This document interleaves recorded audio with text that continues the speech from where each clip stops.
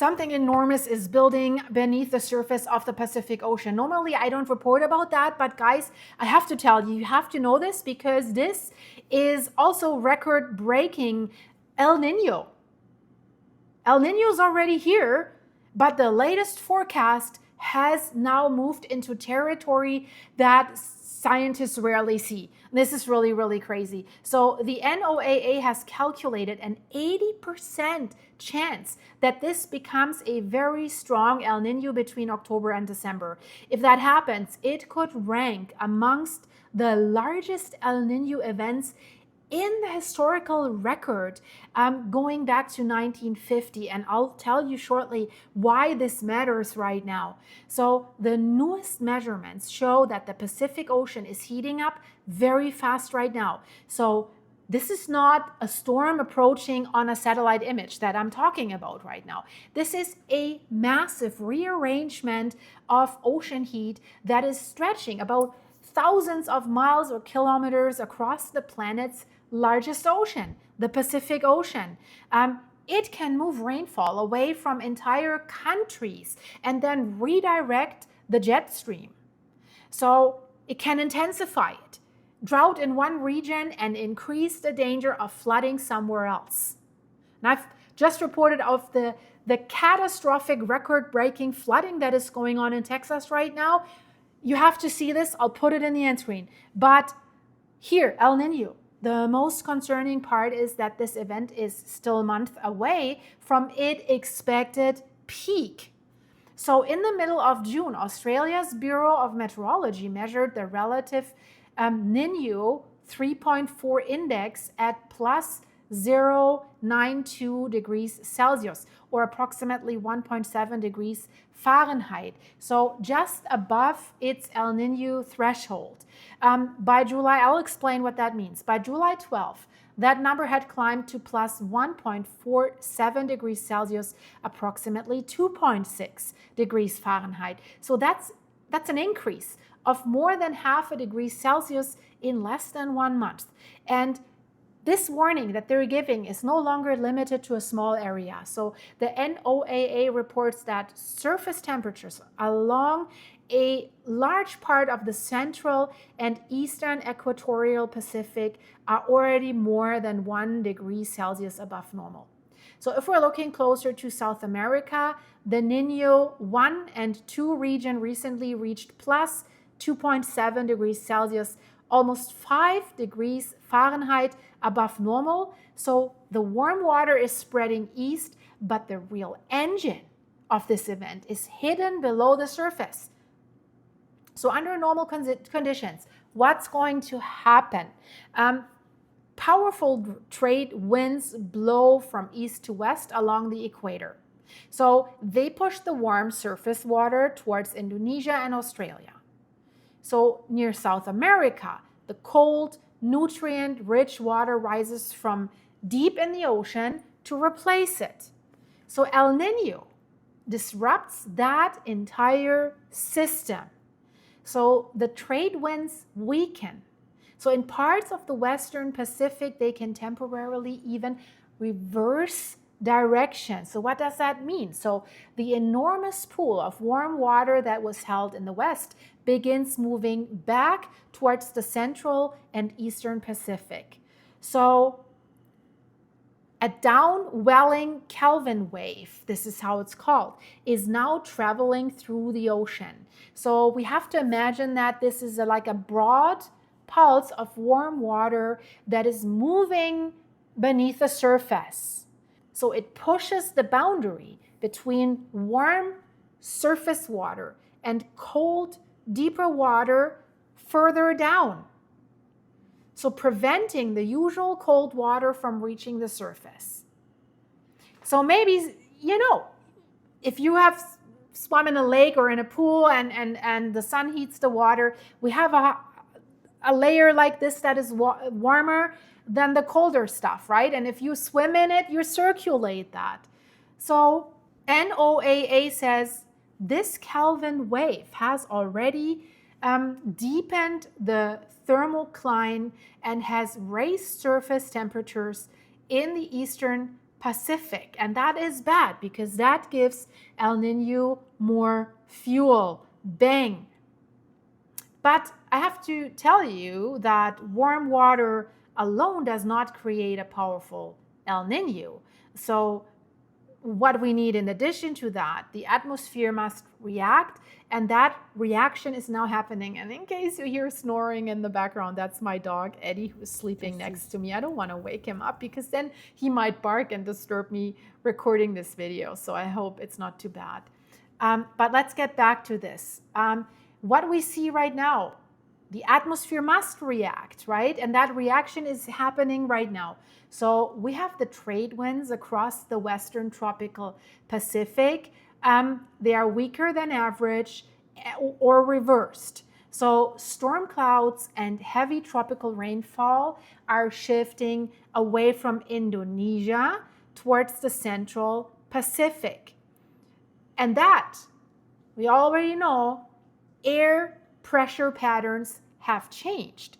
If we look at Australia, Australia's latest 30-day Southern Oscillation Index has fallen to minus 25.8. So that is a strongly negative value that is associated with El Nino. So the ocean is right now warming the atmosphere. This is what it means. The atmosphere is weakening the winds. Those weaker winds, they allow even more warm water to move east. So the scientific name for this is ocean-atmosphere coupling. So once it becomes established, the two systems can begin reinforcing each other, unfortunately. And the Bureau of Meteorology now confirms that the coupling is clearly evident. So it has happened, it's happening. So that helps explain these extraordinary numbers that we see in the latest NOAA forecast. So during July through September, NOAA gives this event a 16% chance of already reaching the very strong category already at that time. By August through October, that jumps to a percentage of 48%. By September through November, it reaches 71%. And for October through December, it climbs to 81%. So NOAA defines a very strong El Nino as a 3-month relative Nino 3.4 temperature anomaly of at least plus 2 degrees Celsius or 3.6 degrees Fahrenheit. So they call it Super El Nino. That's an unofficial media term that you might have heard before. But the official very strong category, it's real. So it's only a small and only so far, and then this is what makes this so critical.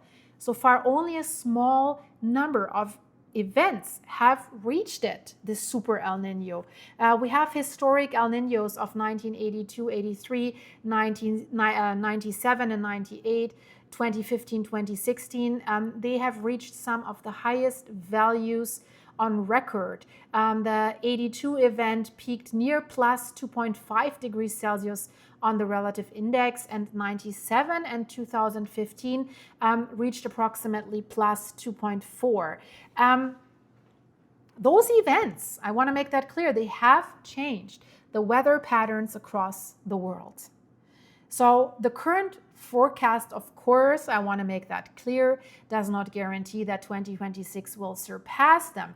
But if we're talking about an 80% probability of entering the same very strong category, that means this can no longer be dismissed as an ordinary El Nino. So NOAA also gives El Nino a 97% chance of continuing into early spring 2027. Wow, is it already that late? 2027 is at our doorstep. And already we see the first major changes that are appearing in global seasonal forecasts already. The World Meteorological Organization expects the core of tropical rainfall to continue to shift into central and eastern Pacific areas. And at the same time, drier than normal conditions are favored across much of Australia, parts of the tropical Indian Ocean, and portions of the Indian subcontinent. Central America, the Caribbean, and northwestern South America also face an increased probability of below normal rainfall during the current season. And the warm water, it's moving east. Indonesia can lose the rising air and tropical rainfall that normally forms over its warm seas. So that would mean we could see there that vegetation dries, water supply falls, and the risk of major wildfires can increase. We know that during powerful El Niños, Indonesian fires produced enormous smoke clouds, dangerous air pollution all across Southeast Asia. And let's talk Southern Africa. Food or Agriculture Organization now identifies a greater than 50% probability of an agricultural drought across large parts of Namibia and Botswana, extending into several neighboring countries.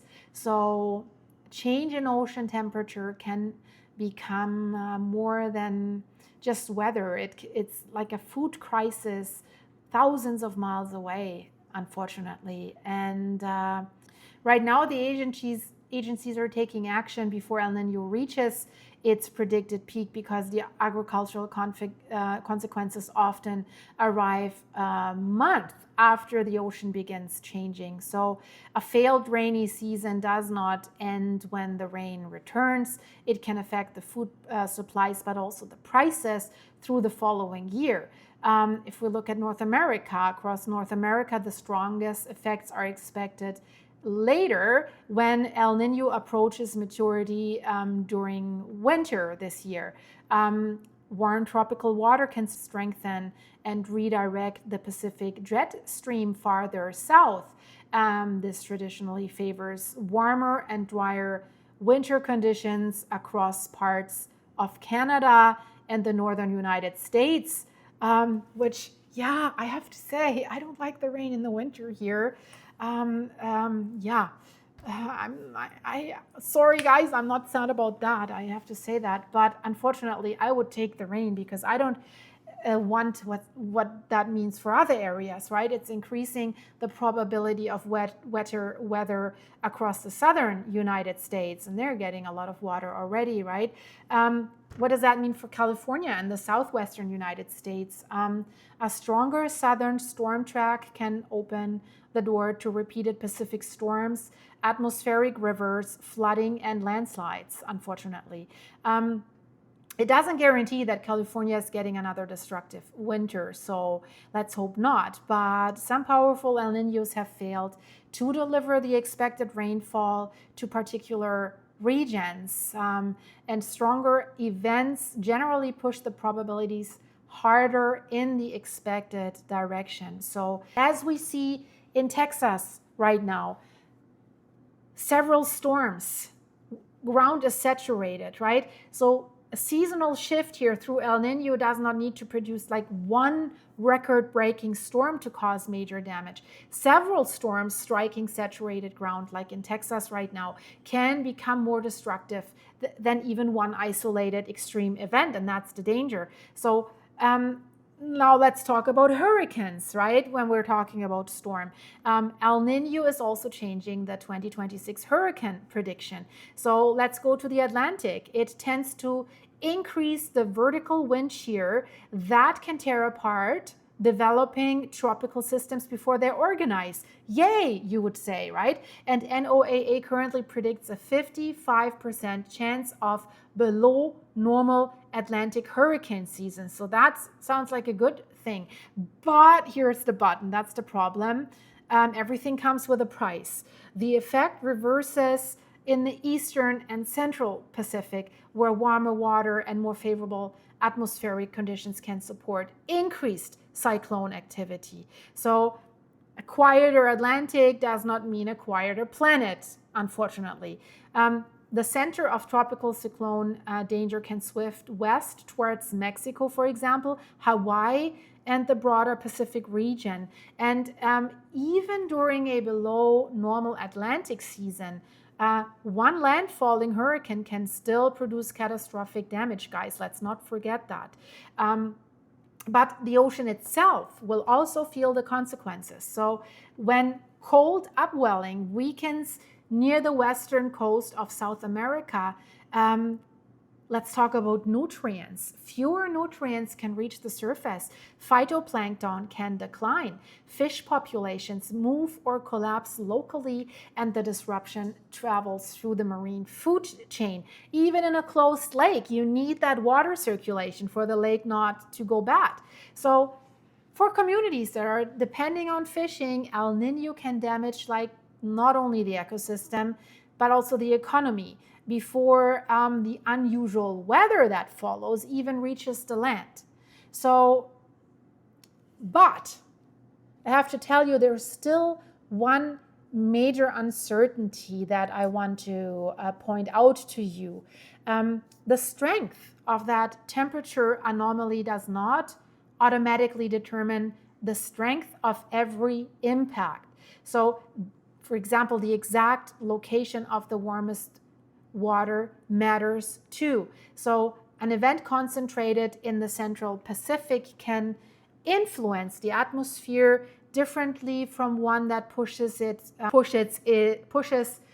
greatest warming towards South America, for example.